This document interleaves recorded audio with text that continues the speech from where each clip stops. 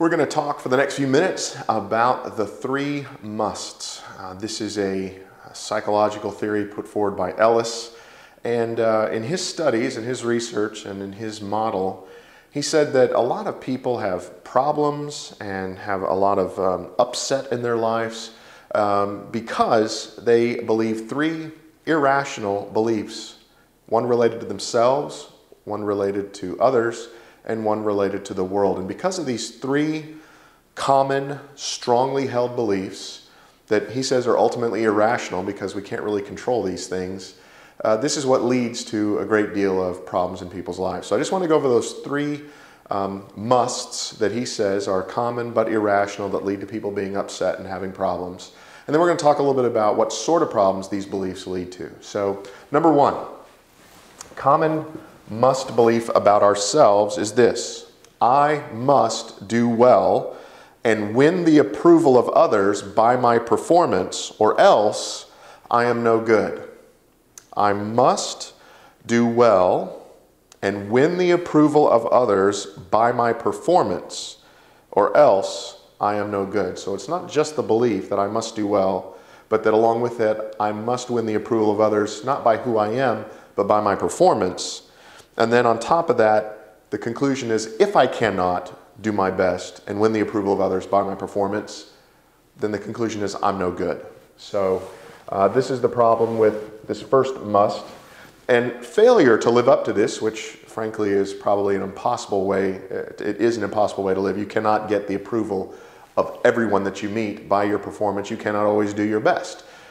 Just because you can't always do your best and because you can't win the approval of others by your performance does not mean that you then are no good. But because people suffer under this belief, common irrational belief, it results in shame, guilt, anxiety, and depression. People are fearful, sad, they feel guilt and shame because they can't live up to this expectation. So that's the first one, related to ourselves.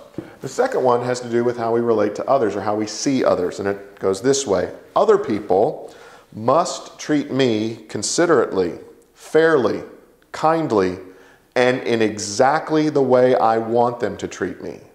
I don't think there's anything wrong with wanting other people to treat you considerately, to consider you and to be fair with you, but to demand, this is where the word must comes in, other people must treat me considerately, fairly, and kindly, and they must treat me in exactly the way I want them to treat me. Of course, we have no control over that with other people, but this is part of that must. They must treat me in exactly the way I want them to treat me. If they don't treat me that way, they are no good, and they deserve to be condemned and punished. So it's not just the irrationality of the fact that it's a must belief, but it's the conclusion that flows from that. So, other people must treat me considerately, fairly, kindly, and exactly the way I want them to, and if they do not, and let's face it, a lot of people don't treat others considerately, kindly, or fairly, at least they don't do it all the time, nor can we be mind readers and know precisely how someone else wants us to treat them exactly at that moment. But if they don't treat me exactly the way I want them to treat me, then they are no good, they deserve to be condemned, and they deserve to be punished. This sort of irrational must belief leads to passive-aggressive behavior, rage, and violence in people. And then finally, the third must has to do with a person's relationship to the world at large, not just to themselves, not to other people, but to the world at large. And this is how it reads: I must get what I want, when I want it, and I must not get what I don't want. So everything I want must come to me. It must come to me when I want it to come to me. And anything I don't want to come to me must not come to me. All right, so that's the irrational belief about the world. Get what I want, when I want, and if I don't want it, I never get it. And along with that, then, here's the conclusion from it. It is terrible if I don't get what I want, and I can't stand it.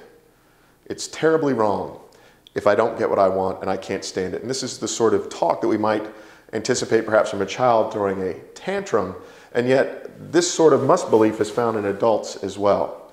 When they're asked about their situation, they may find some form of saying, well, I wanted the raise or the promotion, but I didn't get it. And these things get entangled.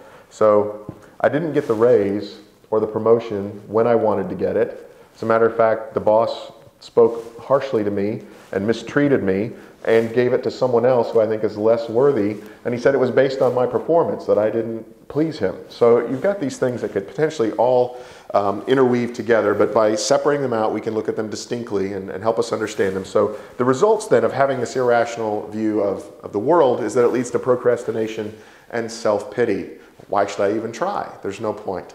I'm not going to get what I want, or I'm going to get something I don't want. It's going to end badly or poorly, or I'm going to get a negative result from it. Poor me, poor me. The world hates me. The world's against me. So basically, Ellis said that because of these three musts, not wants or desires or inclinations, or it would be nice if it were this way, but I must have this drive, concerning ourselves and our performance, considering others and their performance and the way they treat us, and then considering the world and what we want out of it. These things lead to people being upset, shame, guilt, anxiety, depression, rage, violence, passive-aggressive behavior, procrastination, and self-pity. And then, of course, his prescription for dealing with it is that these musts must no longer be musts, but we must, using the word must a lot here, scale back expectations and have reasonable goals to meet.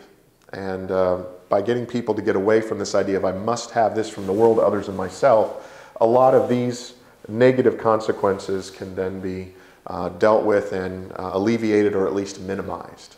Anyways, that's a quick overview of Ellis's three musts: common irrational beliefs regarding ourselves, others, and the world. Here's my behavior, here's how others treat me, here's what I want out of the world, and the results that they lead to when we demand that come to pass. So if you'd like to learn more about this, underneath this video you'll find a link to a web page with more information, and on that web page you'll also find a link to an ebook that's ready for immediate download.